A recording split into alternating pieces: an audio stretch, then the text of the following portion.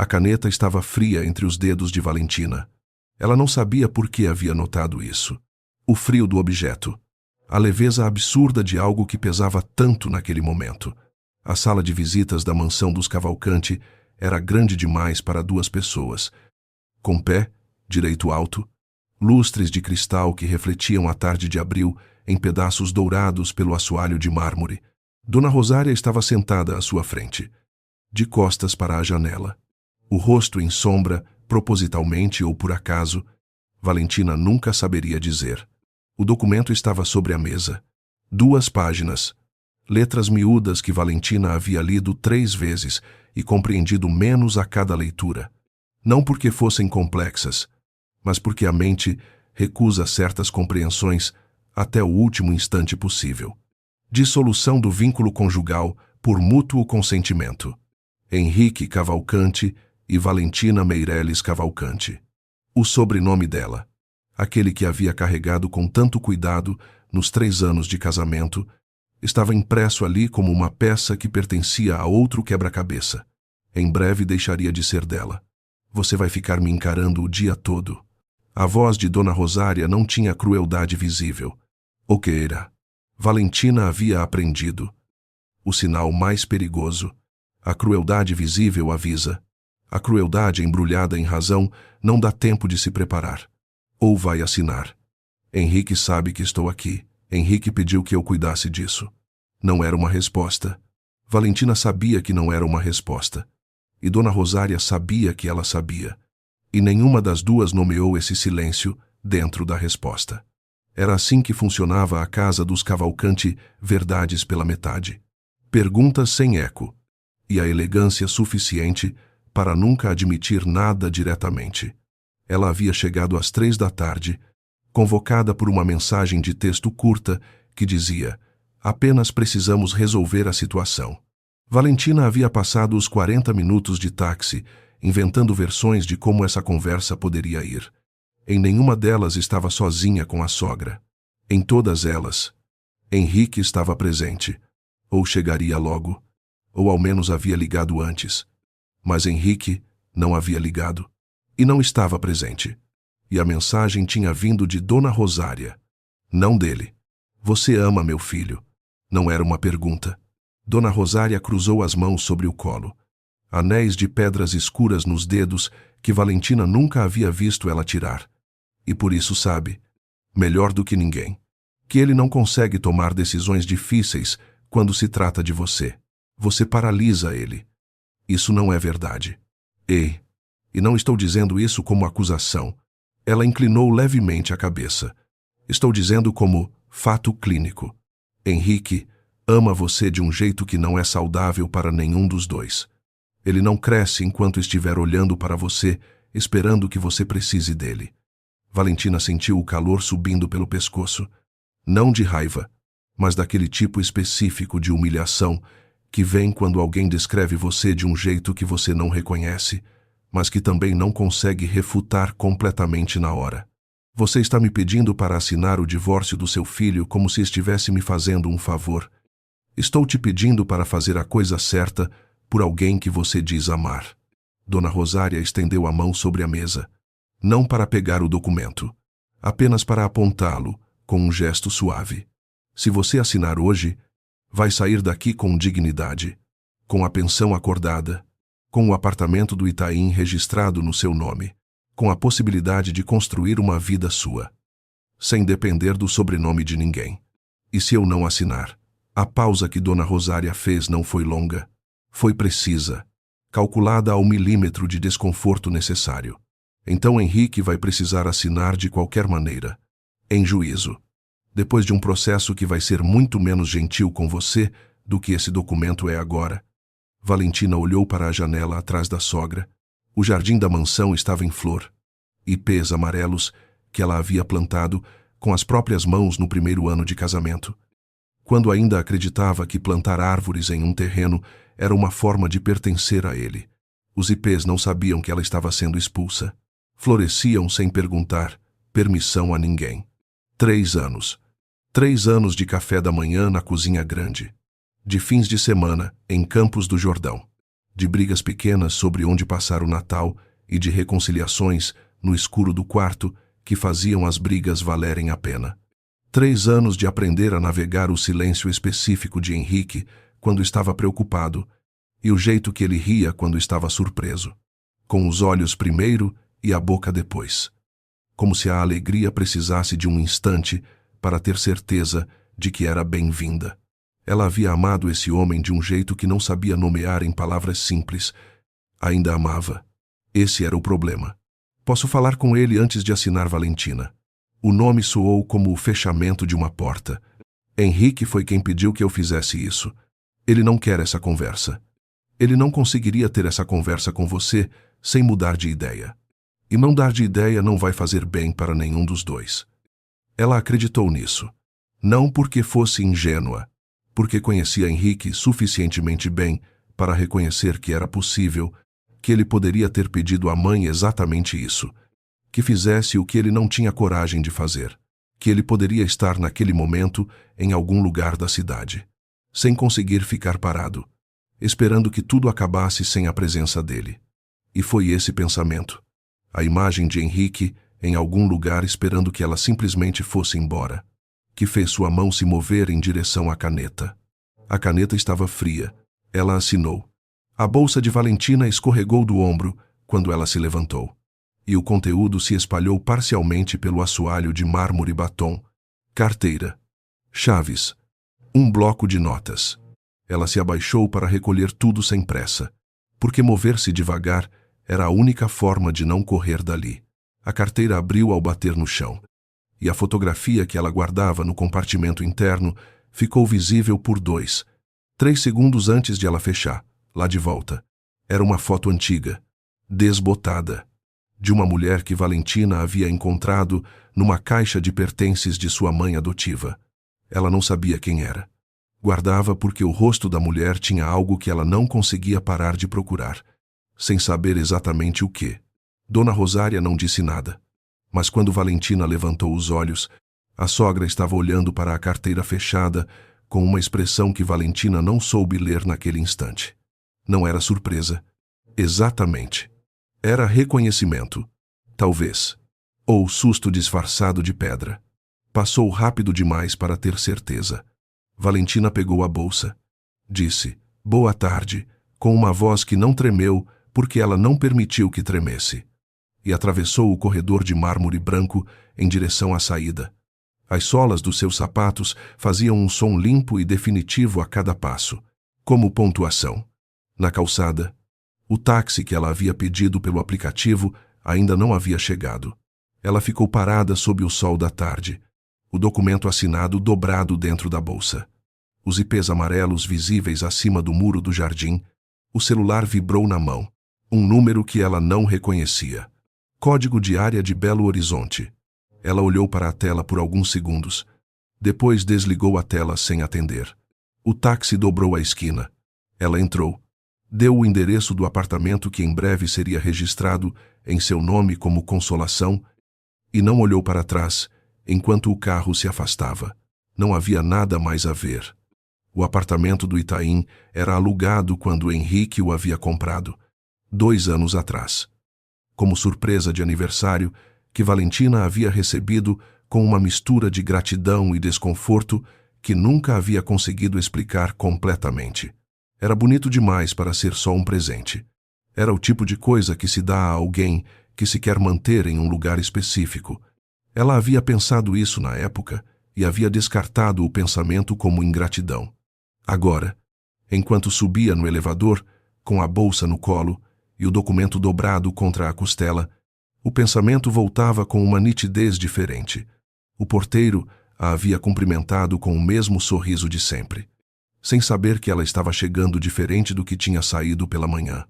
Valentina havia saído às 2:30 com a intenção de passar na casa da sogra e depois ir ao mercado. Havia chegado sem os documentos do mercado, sem a versão de si mesma que acreditava que o casamento ainda podia ser salvo por alguma conversa que ainda não havia sido tida. No apartamento, ela não acendeu as luzes. Ficou sentada na beira da cama no escuro que a tarde fazia, o celular na mão, e ficou olhando para a tela apagada durante um tempo que não soube medir. Em algum momento, ela percebeu que estava esperando que Henrique ligasse, que a mensagem viesse dizendo que havia sido um erro, que ele não havia pedido isso, que a mãe havia agido sozinha mais uma vez. A mensagem não veio. Às 8 da noite, ela aqueceu uma sopa que havia sobrado de 2 dias atrás e comeu em pé na cozinha, porque sentar à mesa sozinha parecia um ensaio de algo que não estava pronta para ensaiar. O apartamento tinha a arquitetura de 2 gavetas com as coisas de Henrique que ele havia deixado ali ao longo dos meses. Um casaco pendurado no segundo gancho da entrada. Uma escova de dente azul no banheiro que ela não conseguiria jogar fora sem fazer disso um ritual. Depois da sopa, ela foi até a janela e ficou olhando para a Avenida Brigadeiro Faria Lima, 14 andares abaixo. O fluxo constante de carros e luzes que São Paulo usa para fingir que nunca para, nunca dorme, nunca precisa de pausa. Ela havia vindo de Belo Horizonte 6 anos atrás, com uma mala média e a certeza de que a cidade grande a engoliriam inteira. Não havia sido engolida. Havia encontrado Henrique numa galeria de arte, onde ela trabalhava como assistente de curadoria. E ele havia entrado para ver a exposição de um amigo, e havia ficado 2 horas conversando com ela sobre um quadro que nenhum dos dois entendia completamente. Havia sido fácil. No começo. As coisas que duram costumam começar fáceis e complicar pelo meio. Não pelo início. O meio havia começado talvez 1 ano depois do casamento, quando Dona Rosária havia passado a aparecer com mais frequência no apartamento, sempre com pretextos razoáveis almoços, documentos que Henrique precisava assinar, convites para eventos que era importante frequentar. Valentina havia observado essa aproximação com uma paciência que ela própria não sabia bem de onde vinha, porque Dona Rosária nunca havia sido explicitamente cruel com ela. Era algo mais sutil. Era o jeito de fazer perguntas sobre a família de Valentina que assumia que a resposta seria decepcionante. Era o jeito de incluir, lá em eventos, e ao mesmo tempo deixar espaços na conversa que não eram para ela preencher. Valentina havia trabalhado durante todo o casamento. Deixou a galeria e passou para uma consultoria de arte. Clientes próprios. Renda própria. Dona Rosária havia mencionado isso uma vez com um elogio que soava como estranheza. Que independente você é. Como se independência numa mulher casada fosse uma excentricidade que merecia atenção científica. O celular vibrou. Ela olhou esperando Henrique e viu o número de Belo Horizonte de novo. Dessa vez, sem bem saber por quê. Ela atendeu. Alô, silêncio por 1 segundo. Depois, uma voz masculina. Formal. Medida. Boa noite. Estou tentando falar com a senhora Valentina Meireles. Sou eu. Meu nome é Dr. Fábio Assunção. Sou advogado e represento o espólio de Heloísa Drummond de Faria, falecida há 6 semanas em Belo Horizonte. Uma pausa. A senhora consta como beneficiária em um testamento registrado em cartório. Precisaríamos de uma reunião para falar sobre os detalhes. Valentina ficou olhando para os carros lá embaixo. Deve ser um erro. Ela disse. Não conheço nenhuma Heloísa Drummond. Entendo que seja surpreendente. A voz do advogado tinha aquele tom específico de quem já esperava exatamente essa resposta. Mas posso garantir que não é um erro. Senhora Valentina, seria possível marcarmos uma conversa presencial. A situação envolve valores significativos e merece uma explicação adequada. Eu acabo de ter um dia muito difícil, ela disse, e não sabia por que estava sendo honesta com um desconhecido ao telefone quando havia guardado toda a honestidade longe de todos que conhecia nas últimas horas. Posso te ligar de volta amanhã, claro. Estarei à disposição. Ela desligou. Ficou com o telefone na mão por um longo momento, olhando para o nome que havia anotado mentalmente, Heloísa Drummond de Faria. Não conhecia ninguém com esse nome. Não havia herança nenhuma esperando por ela em lugar algum. Provavelmente era alguma confusão de documentos. Algum homônimo. Algum erro de cartório que se resolveria com uma ligação rápida. Ela foi dormir sem desfazer o pensamento, porque estava exausta demais para desfazer qualquer coisa. Na mansão dos Cavalcanti. Dona Rosária ficou acordada muito depois da meia-noite em seu escritório particular, com um copo de água que não bebia e uma fotografia que ela havia tirado discretamente do celular enquanto Valentina recolhia as coisas do chão naquela tarde. A foto era antiga, desbotada. Uma mulher jovem num jardim. Dona Rosária conhecia aquele jardim. Conhecia aquela mulher. E sabia, com uma clareza que fazia a água no copo parecer supérflua, que havia cometido um erro que não tinha o tamanho de um erro. Tinha o tamanho de uma catástrofe. 5 dias depois de assinar o documento, Valentina descobriu que as contas estavam vazias. Não completamente vazias, porque a palavra completamente pertencia a outro registro de catástrofe. Havia R$ 240 na conta corrente, que era só dela. A conta conjunta, que havia servido para as despesas do apartamento durante 3 anos. Havia sido encerrada. O aviso tinha chegado por e-mail 4 dias antes. Mas ela não havia aberto os e-mails bancários naquela semana, porque havia estado fazendo exatamente o que se faz quando não se quer confirmar coisas a adiar. Ela ficou parada diante da tela do banco por um tempo longo demais. Depois pegou o celular e discou o número de Henrique pela primeira vez desde que havia assinado o papel. Ele atendeu no 3º toque. Isso a surpreendeu o suficiente para ela ficar em silêncio por meio segundo mais do que planejado. Valentina. A voz dele tinha o tom de quem esperava a ligação e não queria tê-la ao mesmo tempo. Neutro de um jeito que exigia esforço. A conta conjunta foi encerrada. Sim. Meu advogado disse que era o procedimento correto após o início do processo. Henrique. Não houve processo. Assinei um papel direto. Sem advogado. Sem nenhuma negociação formal. Não houve acordo sobre as contas. O apartamento vai para o seu nome. Isso estava no documento. O apartamento leva tempo para ser transferido. Enquanto isso, eu preciso pagar condomínio, luz, mercado. Uma pausa. Ela ouvia ele respirar, e a familiaridade daquela respiração doía de um jeito concreto, físico. Como apertar um machucado para ver se ainda dói. Posso fazer uma transferência para cobrir os custos do mês. Não é o que estou pedindo. O que você está pedindo? Então, e ali estava. A pergunta que ela não tinha uma resposta limpa para dar. Porque o que ela queria pedir era por que você mandou sua mãe fazer isso? Por que não foi você?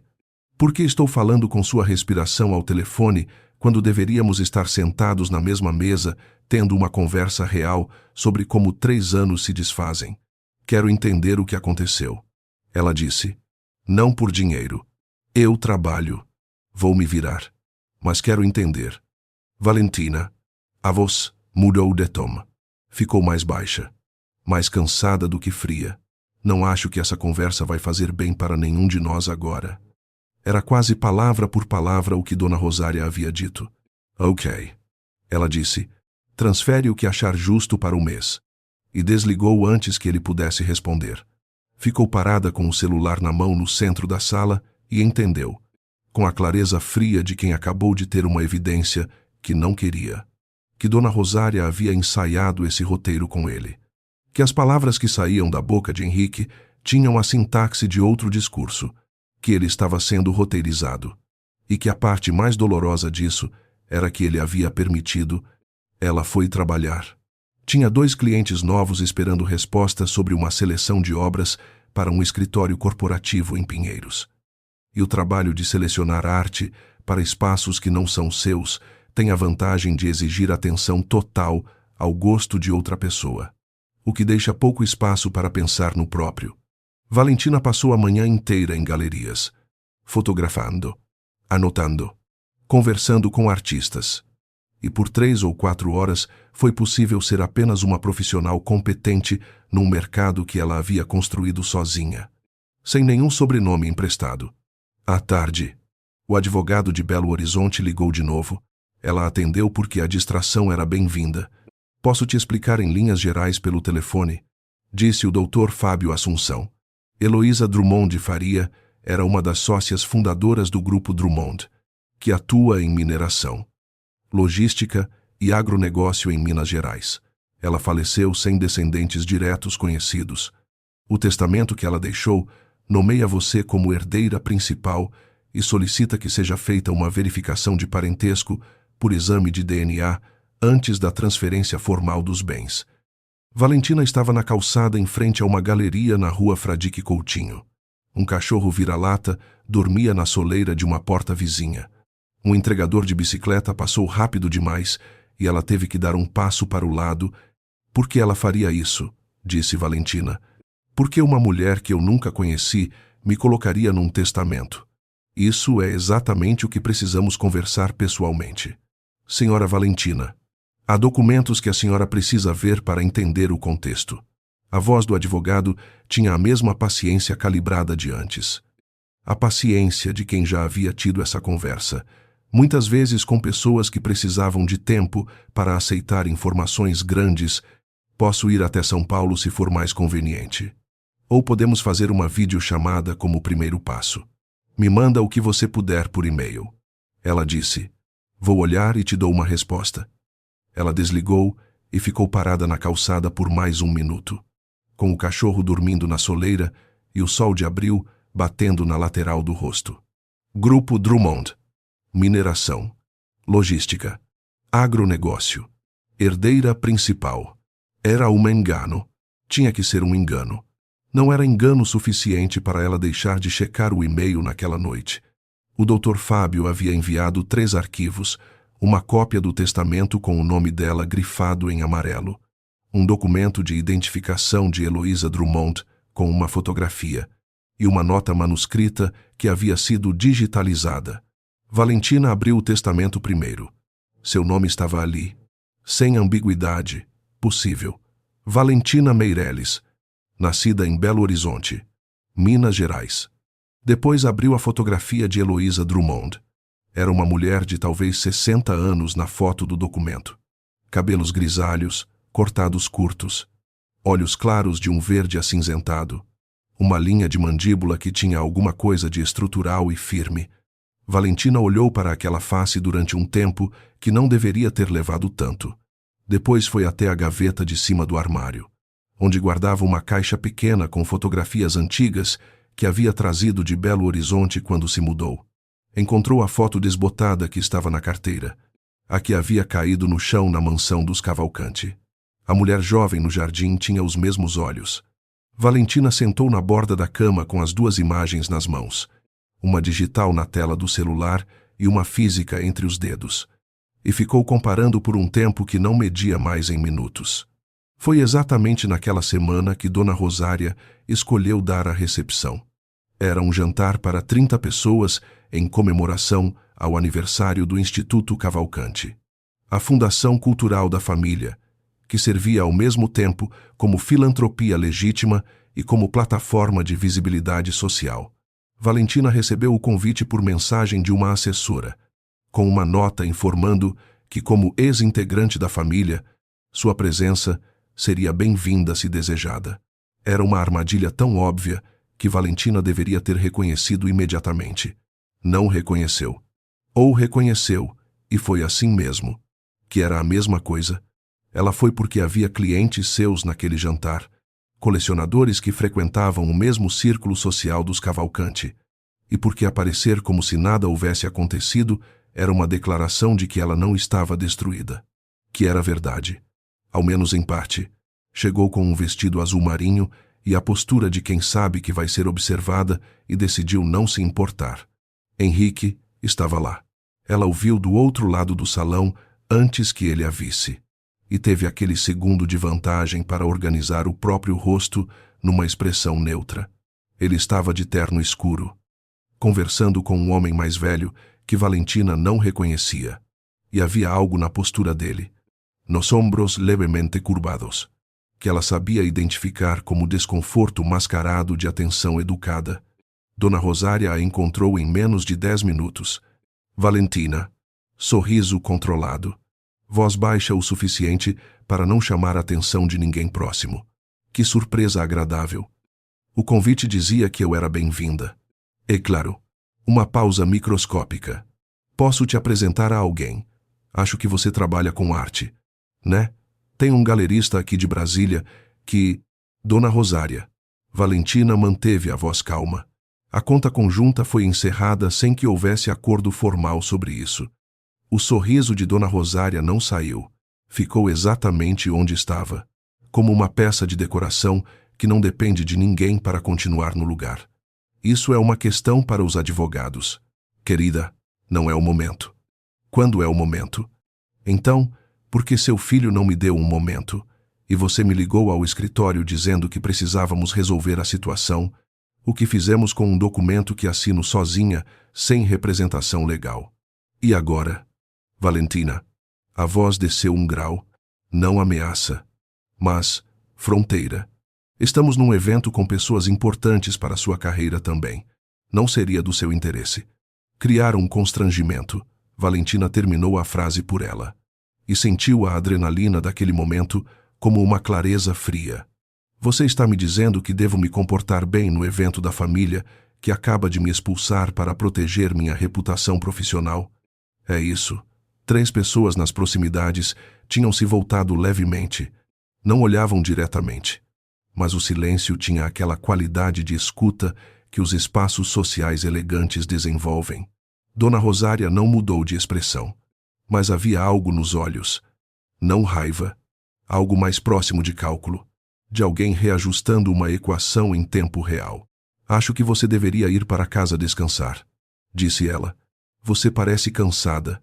E virou as costas com a naturalidade de quem encerra um assunto porque quer, não porque perdeu. Valentina ficou parada onde estava por 2 segundos. Depois viu, do canto do olho, Henrique, que havia se afastado do homem com quem conversava e estava olhando para ela de longe, com aquela expressão que ela conhecia, desconforto, culpa, e a decisão de não agir sobre nenhum dos dois. Ela foi embora sem se despedir. No táxi de volta, com o vestido azul marinho amassado contra o banco de couro. Ela pensou que havia feito exatamente o que Dona Rosária havia planejado que ela fizesse. Havia aparecido. Havia se exposto. Havia perdido a compostura num espaço público de um jeito controlado o suficiente para não criar escândalo, mas descontrolado o suficiente para parecer instável. Era uma jogada elegante. E enquanto o táxi atravessava a cidade, numa mesa do fundo do mesmo salão que ela havia acabado de deixar, Dona Rosária estava sentada ao lado de um homem de cabelos brancos e ombros largos chamado Rodrigo Sá, cujos negócios em Minas Gerais estavam em território que ela não queria que ninguém soubesse que ela conhecia. Discutindo uma data. A data do noivado de Henrique com a filha de Rodrigo Sá. O e-mail do Dr. Fábio estava na caixa de entrada. Havia 4 dias quando Valentina finalmente abriu o 3º anexo à nota manuscrita de Heloísa Drummond. A letra era pequena, inclinada para a direita, com algumas palavras riscadas e reescritas nas margens, como quem havia refeito o texto várias vezes antes de chegar à versão que queria. Valentina leu devagar, porque ler devagar era a única forma de chegar até o fim sem parar no meio. Heloísa escrevia que havia dado uma filha para adoção 29 anos atrás, que havia sido uma decisão tomada em circunstâncias que ela descrevia apenas como impossíveis, sem detalhar. Como se os detalhes fossem irrelevantes comparados ao peso do fato central, que havia tentado encontrar essa filha durante anos, que havia contratado um investigador particular que havia chegado até um nome, que se ela estava lendo essa carta, significava que Heloísa havia morrido antes de conseguir a coragem de fazer o contato diretamente. O nome que o investigador havia chegado, Valentina Meireles, nascida em Belo Horizonte. Adotada aos 2 meses de vida pelo casal Antônio e Mariana Meireles, Valentina leu o trecho 3 vezes. Depois fechou o laptop e foi fazer chá. Ficou de pé na cozinha, esperando a água ferver, e pensou na lógica do próprio corpo que, em momentos de informação grande demais, o cérebro redireciona para tarefas pequenas, concretas, mensuráveis. Ferver água era uma tarefa que ela podia terminar, que tinha começo, meio e fim identificáveis, que não exigia que ela soubesse quem era sua mãe. Ela sabia que era adotada, sempre havia sabido.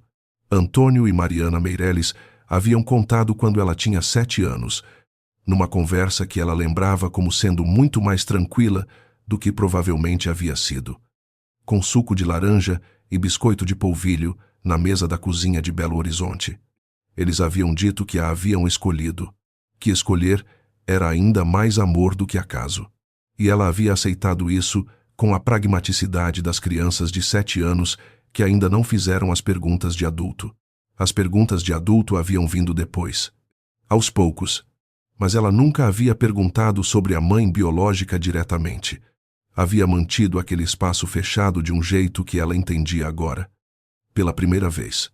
Como proteção deliberada, se você não sabe o nome de quem te deixou. Não precisa carregar a possibilidade de que essa pessoa não te queria. Heloísa havia te querido. Havia morrido te procurando.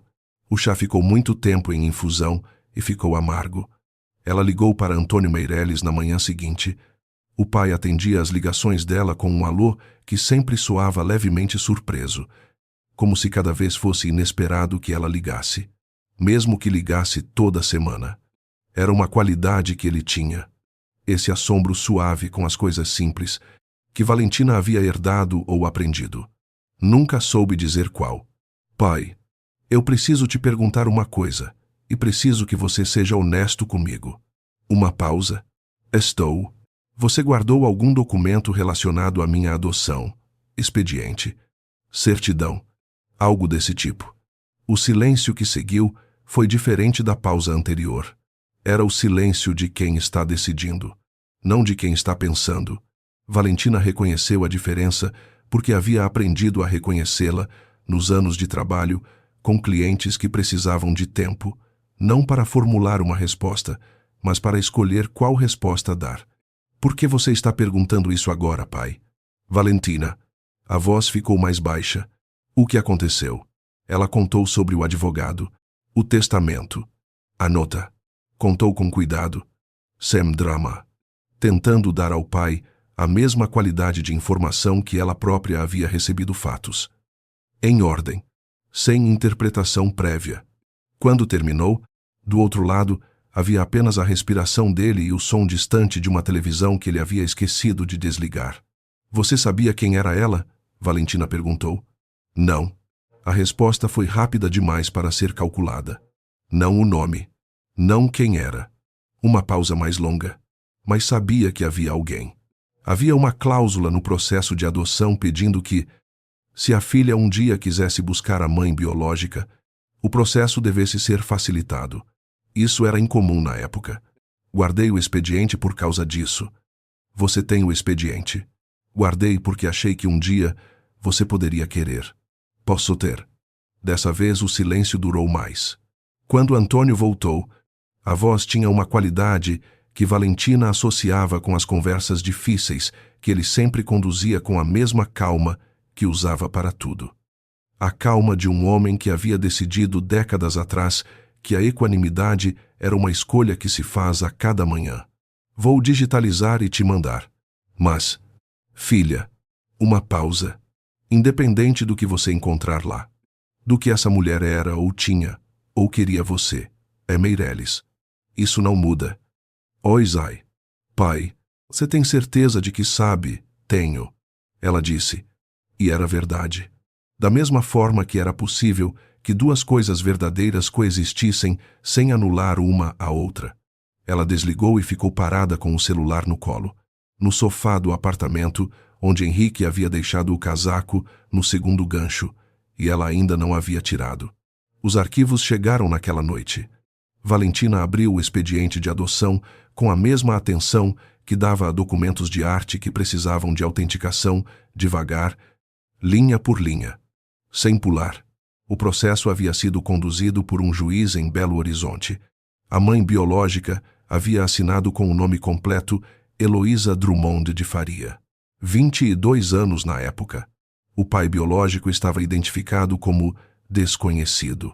Havia uma nota do juiz observando que a mãe havia solicitado que o processo ficasse selado por 25 anos, mas que após esse prazo poderia ser aberto mediante requerimento da adotada. Valentina tinha 29 anos. O prazo havia vencido 4 anos atrás. Ela ficou olhando para os documentos durante muito tempo e depois foi até o banheiro. Lavou o rosto com água fria e ficou se olhando no espelho por um momento. Os olhos no reflexo eram de um verde acinzentado que ela havia sempre atribuído a algum ancestral desconhecido. Sua mãe adotiva tinha olhos castanhos. Seu pai adotivo, marrom. Ela havia crescido sem saber de onde vinham esses olhos. Agora sabia. Henrique ligou na tarde de uma quinta-feira, inesperadamente, sem que ela houvesse tentado contato novamente. Preciso te contar uma coisa, ele disse, sem alô, sem preâmbulo, com a urgência de quem havia estado segurando a frase por tempo suficiente para que qualquer suavização não fosse mais possível. Estou ouvindo. Estou revisando documentos da empresa para uma operação nova que minha mãe está estruturando. Encontrei transferências que eu não reconheço. Saídas de uma conta operacional para um terceiro. Num valor que ele parou. Valentina, tem a minha assinatura nesses documentos. E eu não me lembro de ter assinado. Ela processou isso por um segundo. Quanto não é pouco? Henrique. Quanto ele disse um número. Ela não repetiu em voz alta, porque números daquela ordem precisam de silêncio ao redor para serem reais. Quando você assinou esses documentos, ela perguntou. Minha mãe me trouxe uma série de contratos operacionais há 2 meses. Disse que eram renovações de fornecedores.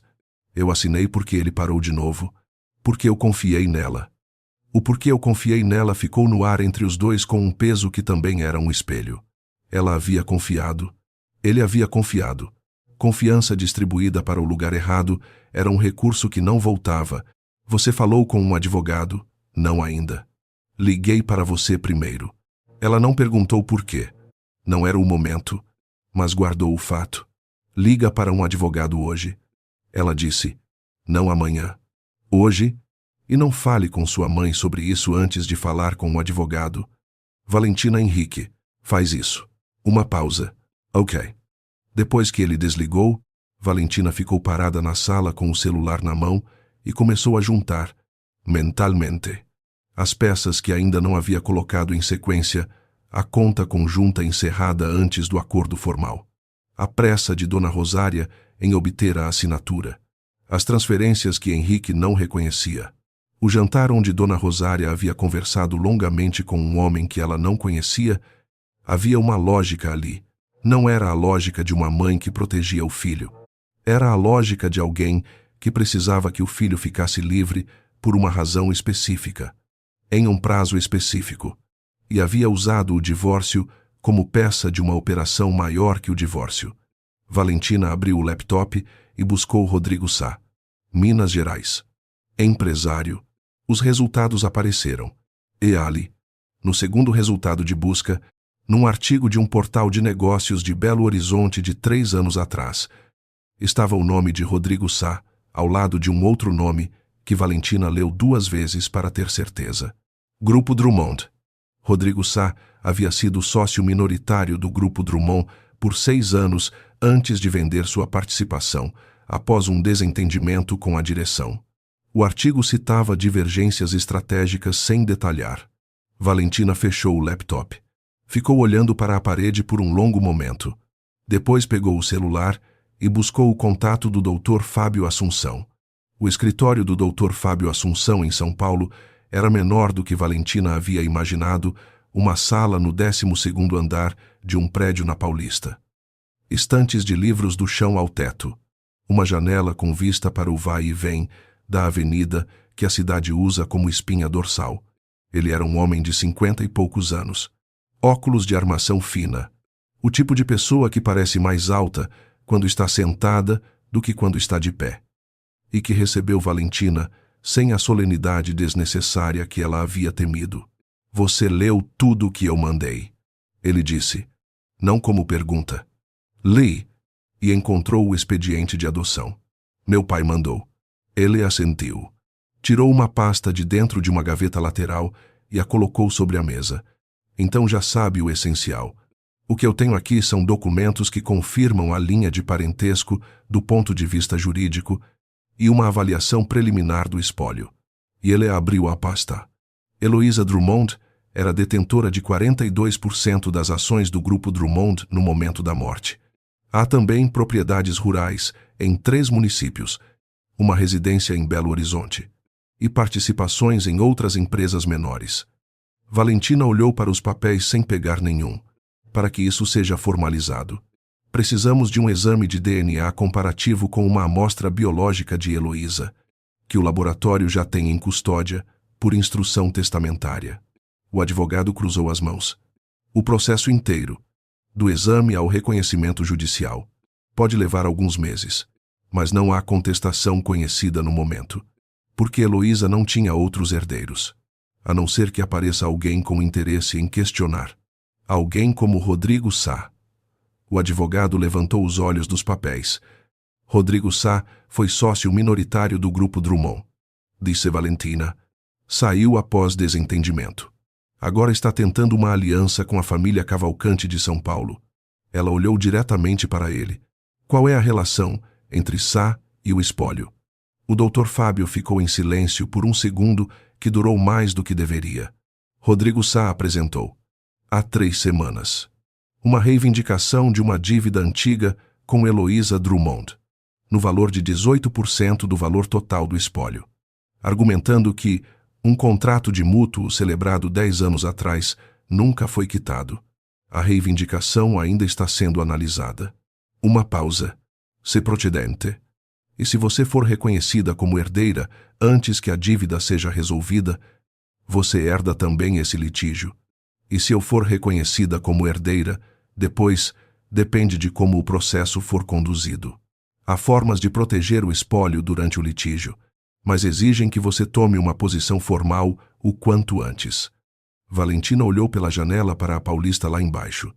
O fluxo de pessoas que a cidade processa incessantemente sem registrar nenhuma delas individualmente. Preciso fazer o exame de DNA. Ela disse. Onde e quando? O laboratório ficava no Itaim, 15 minutos de táxi do escritório. A coleta durou menos de 5 minutos, um suave na mucosa bucal, uma assinatura num formulário, uma estimativa de prazo de 7 a 10 dias úteis para o resultado. Valentina saiu do laboratório no início da tarde e ficou parada na calçada de frente ao prédio, com aquela sensação específica de quando se termina algo irreversível. O suave estava feito. A amostra estava num tubo. Em 10 dias úteis, ela saberia com a precisão da biologia o que os papéis e as fotografias e os olhos no espelho já haviam começado a dizer. O celular tocou. Henrique, posso ir ao seu apartamento, disse ele. Preciso te mostrar uma coisa pessoalmente. Ela chegou antes dele, porque o apartamento era o ponto de partida, e ficou esperando perto da janela, sem sentar, sem conseguir ficar estática. Quando o interfone tocou, ela demorou um segundo antes de apertar o botão. Ele entrou com uma pasta debaixo do braço e um ar que ela reconheceu de imediato, o ar de alguém que havia estado com raiva por semanas e havia chegado naquele dia específico ao outro lado da raiva, ao lugar onde raiva vira algo mais parecido com exaustão, lúcida. Senta, ela disse. Prefiro ficar de pé. Ele colocou a pasta sobre a mesa de centro. Meu advogado encontrou 11 transferências num período de 8 semanas, todas com a minha assinatura, totalizando um valor que, e eu sei o valor, você me disse ao telefone. O que você não sabe é para onde foi. Ele abriu a pasta e tirou uma folha. Para uma holding que pertence a Rodrigo Sá, registrada há 4 meses. 3 semanas depois, que minha mãe me disse pela primeira vez que o casamento estava te machucando e que eu deveria pensar em reconsiderar. O apartamento ficou em silêncio, do tipo que não é ausência de som, mas presença de entendimento. Ela estruturou a separação dos ativos antes do divórcio. Disse Valentina.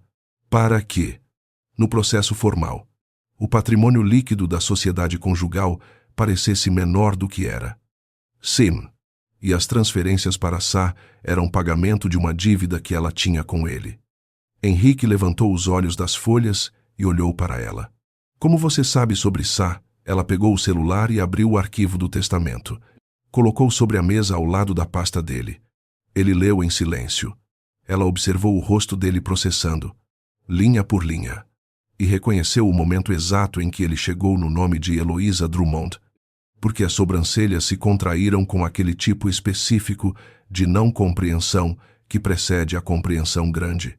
Eloisa Drummond era minha mãe biológica.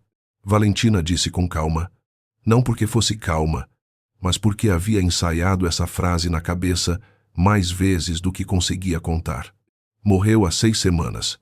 Me deixou 42% do grupo Drummond. Henrique ficou olhando para ela. Ela conseguiu ver o momento em que a linha se conectou Drummond. Já. A dívida. O divórcio. A pressa. O noivado que sua mãe havia começado a articular com a filha de Rodrigo Sá. Ela sabia. A voz dele era de alguém que está dizendo em voz alta uma coisa que já sabia, mas precisava ouvir para ser real. Minha mãe sabia quem você era. A fotografia na minha carteira.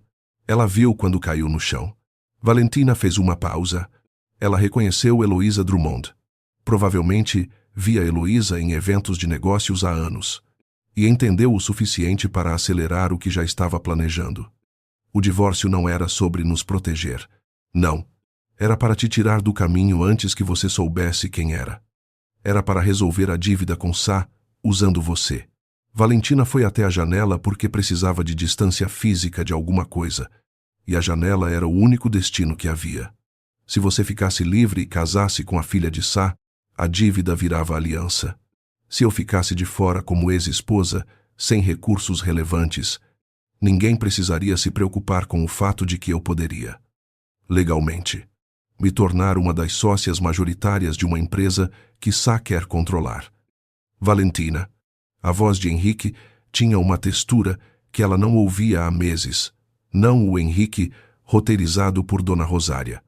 Não o Henrique distante ao telefone. Mas o tom de quando ele estava assustado de verdade e não estava fingindo que não estava. O que fazemos? Você faz o que seu advogado mandar. Ela se virou da janela. Eu faço o que o meu mandar. Não é assim que eu quis dizer. Eu quis dizer. Ele fechou os olhos por um segundo. E quando abriu, havia neles uma qualidade de rendição que não era fraqueza, mas era parecida com ela. Fui idiota. Assinei coisas sem questionar. Deixei que ela conduzisse. Não fui atrás de você quando deveria ter ido. E agora? Henrique. Ela disse o nome com firmeza suficiente para ele parar. Não agora. Isso depois. Depois quando? Depois que tivermos certeza de que sua mãe não tem 48 horas de vantagem sobre nós para fazer algo que não consigamos desfazer, ele ficou olhando para ela por um momento que Valentina não soube nomear. E então assentiu. Eles ficaram em pé dos dois lados da mesa. Ele com a pasta das transferências, ela com o testamento no celular. E nenhum dos dois se moveu por um instante. Dona Rosária estava em algum lugar da cidade, sem saber que as duas peças que ela havia jogado em tabuleiros separados acabavam de se encontrar na mesma mão. A janela de vantagem era pequena, e os dois sabiam disso. O advogado de Valentina se chamava Dra.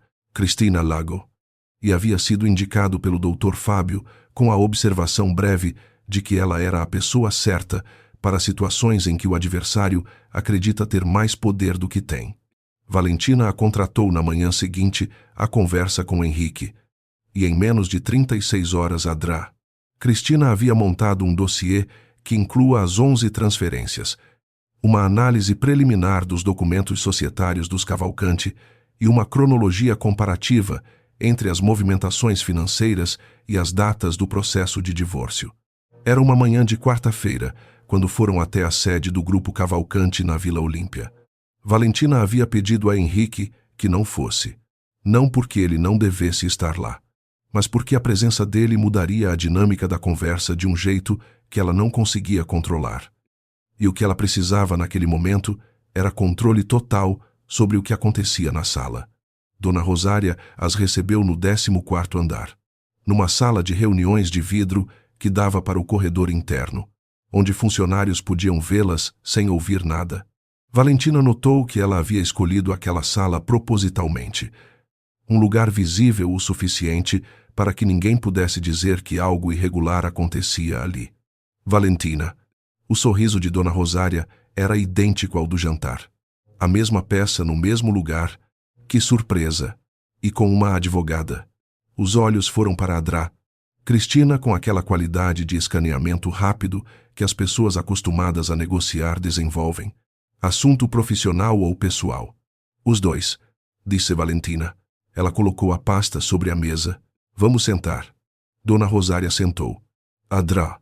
Cristina abriu a pasta e tirou 3 folhas numeradas, que colocou linearmente sobre a mesa como se estivesse apresentando evidências num tribunal que tivesse parede de vidro e funcionários passando do lado de fora. Essas são as 11 transferências realizadas em nome de Henrique Cavalcante para a Holding Sá Capital Ltda entre fevereiro e abril deste ano, disse Adrá. Cristina, confrontamos as assinaturas com o padrão grafotécnico de Henrique e com os documentos que ele reconhece como seus. A divergência em 4 das assinaturas é consistente com falsificação ou com assinatura sob condições que comprometem o consentimento informado. Dona Rosária olhou para as folhas. Não as tocou. Isso é uma acusação muito séria. É uma descrição de documentos, disse Adrá. Cristina, a acusação vem depois. Se necessário. O que vocês querem? A voz de Dona Rosária mudou por uma fração. O sorriso continuava, mas havia algo embaixo dele que tinha escorregado levemente do lugar. Queremos que você entenda o que vai acontecer nos próximos dias, disse Valentina. O resultado do meu exame de DNA chega em menos de uma semana. Quando chegar e for positivo para parentesco com Heloísa Drummond, o processo de reconhecimento de herança começa formalmente. Nesse ponto, meu advogado protocolará também a contestação da reivindicação de Rodrigo Sá sobre o espólio, argumentando que ela é fraudulenta e coordenada. Dona Rosária ficou em silêncio. Simultaneamente, continuou Valentina, o advogado de Henrique vai protocolar uma queixa referente às transferências. O que acontece com essas informações depois é decisão das autoridades, não nossa. Você está me ameaçando no meu próprio escritório. Estou te explicando o que já está em movimento. Valentina manteve a voz no mesmo tom de quando havia explicado a um cliente difícil porque uma obra que ele queria comprar era uma falsificação. Factual. Sem drama. Com a firmeza de quem tem certeza dos fatos. Mas antes de isso tudo acontecer publicamente, achei que você deveria ter a oportunidade de falar com seu próprio advogado sobre as suas opções. Minhas opções. Dona Rosária repetiu as palavras de um jeito que revelava que estava avaliando o espaço de manobra disponível em tempo real. E se eu disser que as transferências foram autorizadas por Henrique de forma consciente, que ele sabia o que estava assinando? Então seu filho enfrenta um processo por cumplicidade numa operação que prejudicou uma herdeira cujos direitos sobre um grupo empresarial de porte significativo estão prestes a ser reconhecidos. Adrá. Cristina respondeu sem hesitar. E nesse cenário, as consequências para você não diminuem. A responsabilidade civil permanece, porque você era a gestora da conta de onde saíram os recursos. Dona Rosária ficou olhando para as folhas sobre a mesa por um momento longo. Valentina observou esse silêncio com atenção, porque era um silêncio diferente dos anteriores. Não era cálculo, não era peça no lugar errado. Era alguém chegando ao fim de um mapa que havia desenhado com muita confiança e encontrando que o território não batia. Você vai destruir meu filho, por isso, a voz. Pela primeira vez. Saiu sem o embrulho. Era uma pergunta direta. Não estratégica. Não sou eu que vou destruir seu filho, disse Valentina. Fui eu que pedi ao advogado dele que estruturasse a contestação de um jeito que deixe claro que ele agiu de boa fé. Que foi enganado, que cooperou assim que descobriu.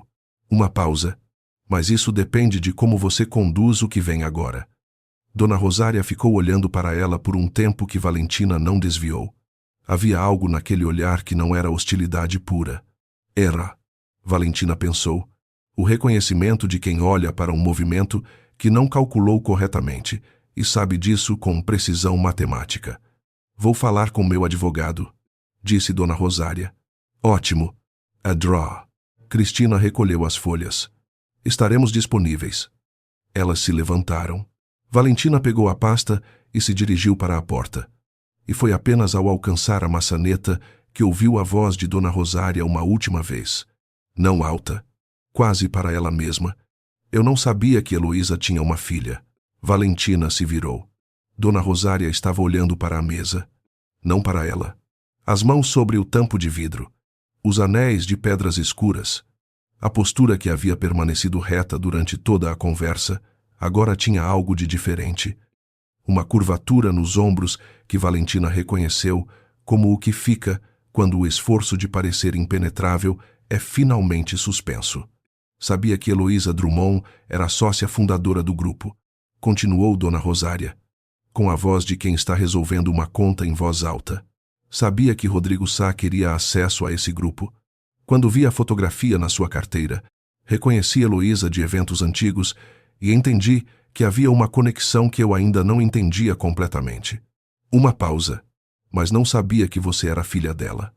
Pensei que talvez você a conhecesse, que talvez você fosse um obstáculo por razões que eu precisava remover antes de entender. Então, você agiu por precaução, disse Valentina. Agi por medo.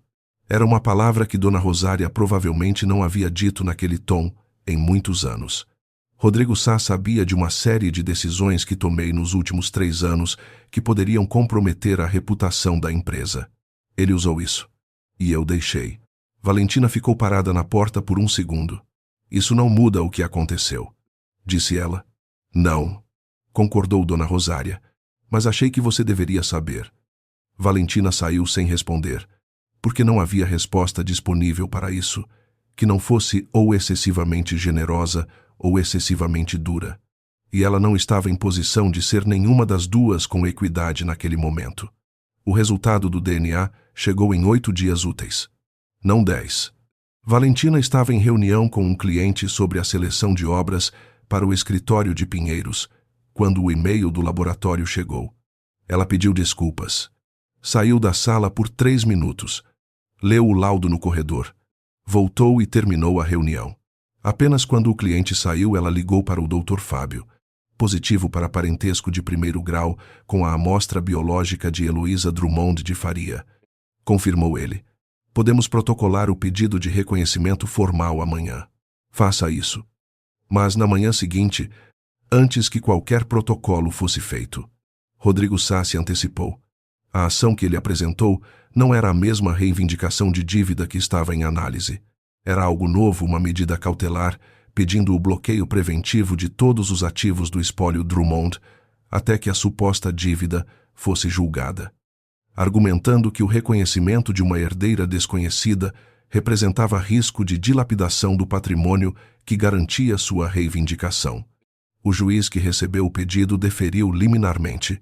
Valentina ficou sabendo por uma ligação do Dr. Fábio às 10 da manhã, enquanto estava em pé na cozinha do apartamento com um café que havia esquecido de beber.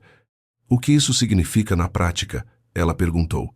Significa que nenhuma ação do Grupo Drummond pode ser transferida, vendida ou onerada enquanto a liminar estiver vigente.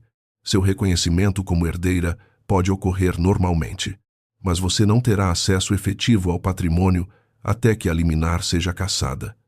E como a cassamos, precisamos provar que a reivindicação de Sá é infundada, que a dívida que ele alega não existe, ou que os documentos que ele apresenta como prova são falsos ou prescritos.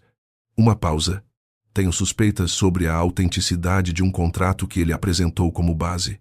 Se conseguirmos uma perícia grafotécnica no prazo correto, podemos entrar com o pedido de cassação em 10 dias. O que precisa de mim? Que autorize a perícia e que se prepare para uma audiência de sustentação oral que pode ser marcada com pouco prazo. Pode contar comigo. Ela desligou, ficou de pé com o café frio na mão e fez uma coisa que raramente fazia. Respirou fundo, de um jeito deliberado, contando 4 tempos, e soltou de um jeito igualmente deliberado. Havia perdido a primeira rodada. A liminar estava em vigor. Os ativos estavam bloqueados. Rodrigo Sá havia se movido antes deles, porque havia sido avisado, provavelmente pela própria conversa que ela havia tido com Dona Rosária, que havia sido observada através do vidro por funcionários que ela não conhecia. Mas perder a primeira rodada não era perder a briga. Ela abriu o laptop e começou a listar o que tinha o testamento. O DNA positivo. As transferências fraudulentas. A cronologia que conectava Sá e Dona Rosária e a suspeita do Dr. Fábio sobre o contrato que Sá havia apresentado. Cada peça era pequena. Em conjunto, era uma argumentação. Ela passou o dia inteiro trabalhando nisso, consultando com a Drau, Cristina e com o Dr. Fábio em sequência, sem parar para almoçar, esquecendo de ligar para seu pai quando ele tentou contato no meio da tarde. Às 6 da tarde, o Dr. Fábio ligou de volta. A perícia aceitou o prazo, e encontrei algo nos documentos de Sá que pode mudar tudo. Havia na voz dele uma qualidade específica de quem encontrou o que estava procurando. O contrato que ele apresenta como prova da dívida tem uma data que não bate com o registro cartorial que deveria existir se o documento fosse autêntico. O cartório registrou um contrato diferente na mesma data entre as mesmas partes, por um valor substancialmente menor. Há uma versão falsificada em circulação. Então, ele forjou a dívida, ou inflou uma dívida real para um valor que não existe, o que é igualmente grave. Uma pausa. Posso protocolar o pedido de cassação hoje à noite se você assinar a procuração ampliada agora.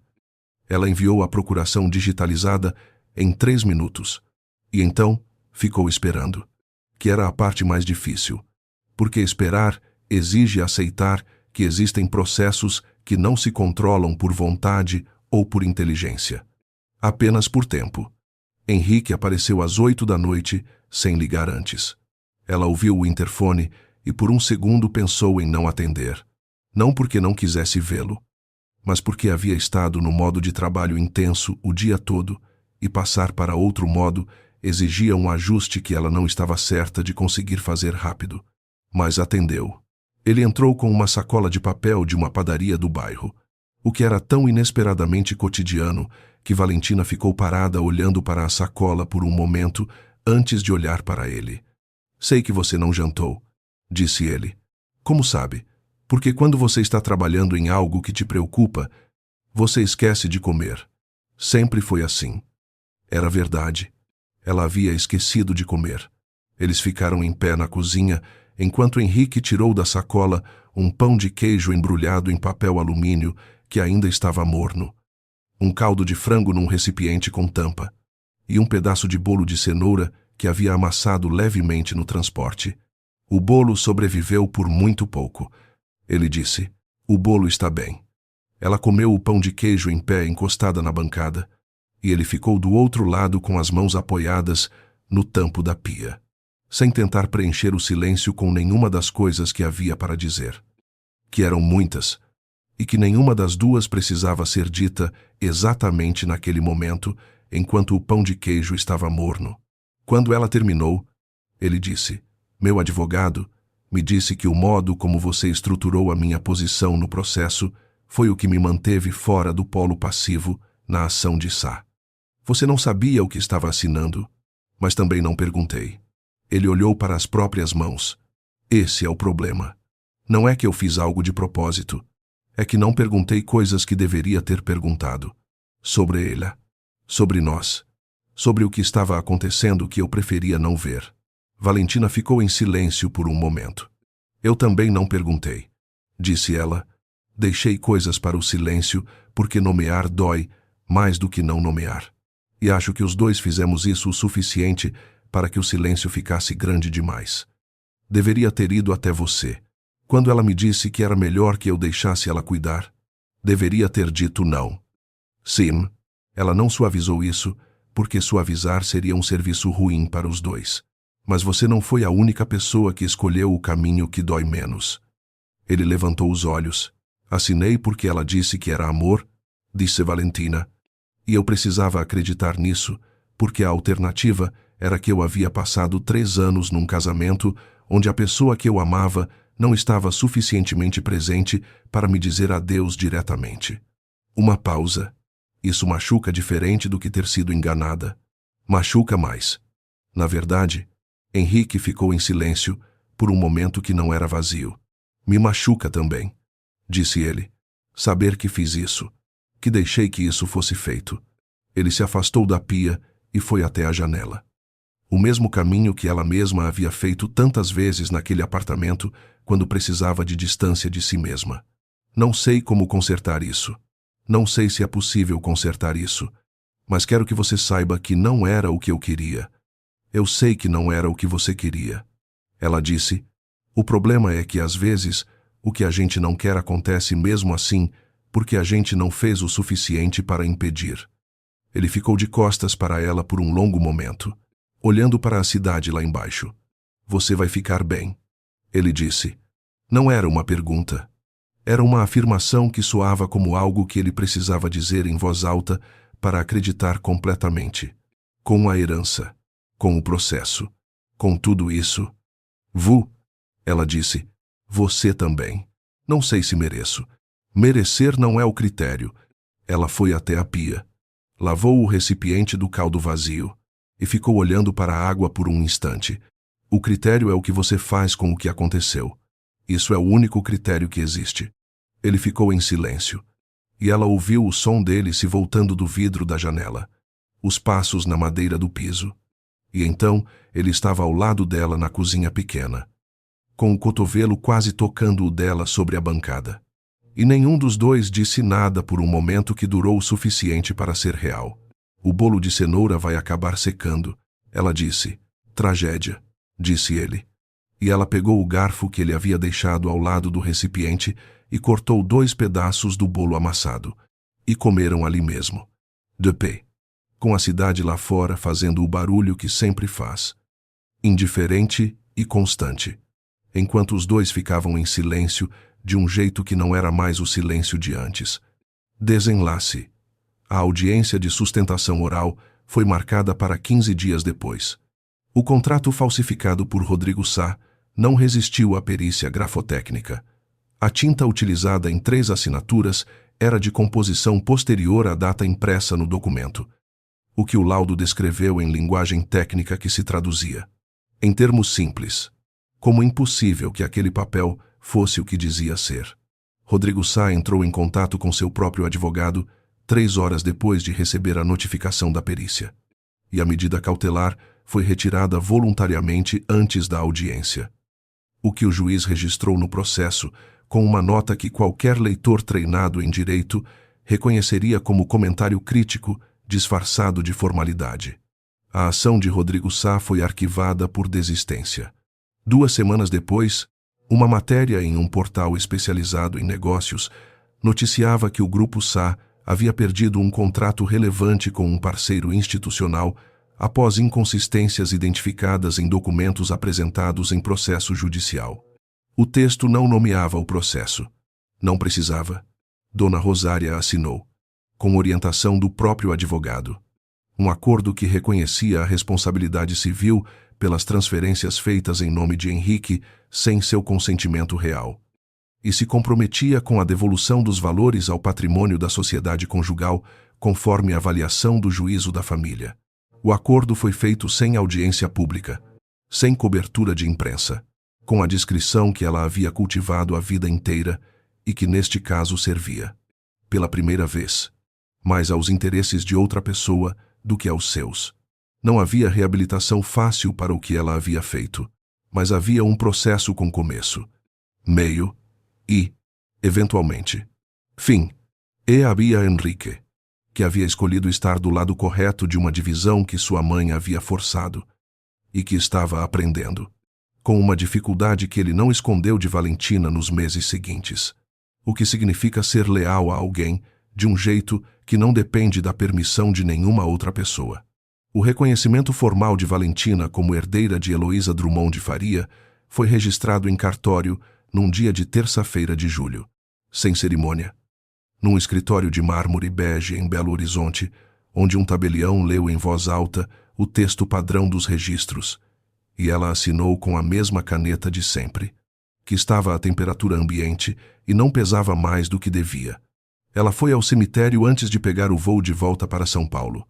Não havia preparado nada para dizer, porque as coisas que se diz a uma mãe, que se conhece apenas por fotografias e carta e olhos iguais no espelho, não se preparam, ou estão ali, ou não estão. Ela ficou em pé diante da lápide por um tempo que não mediu, com o sol de julho batendo no mármore branco, e disse algumas frases que eram principalmente sobre as ipês que havia plantado em outro jardim e sobre a fotografia desbotada que havia guardado sem saber por quê. Queira, ela entendia agora, uma forma de guardar alguém que ela ainda não tinha nome para nomear. De volta a São Paulo, ela foi para o apartamento que havia deixado de ser o apartamento do divórcio e se tornado simplesmente o seu, e ligou para Antônio Meireles, que atendeu com o mesmo alô, levemente surpreso de sempre. Já voltei, ela disse. Correu bem, correu. Como você está? Ela ficou um segundo, pensando na resposta honesta para essa pergunta, que era a única resposta que ele mereceria receber. Estou inteira, ela disse. É diferente de estar bem, mas é o que tenho agora e é suficiente. Do outro lado, ela ouviu o pai respirar com aquela qualidade específica de quem recebe uma informação e aguarda, no lugar onde se guardam as coisas que importam. Suficiente é bom, ele disse. É. Ela concordou, e ficaram em silêncio por um momento que não precisava ser preenchido. Enquanto lá fora, São Paulo fazia o que sempre faz, continuava.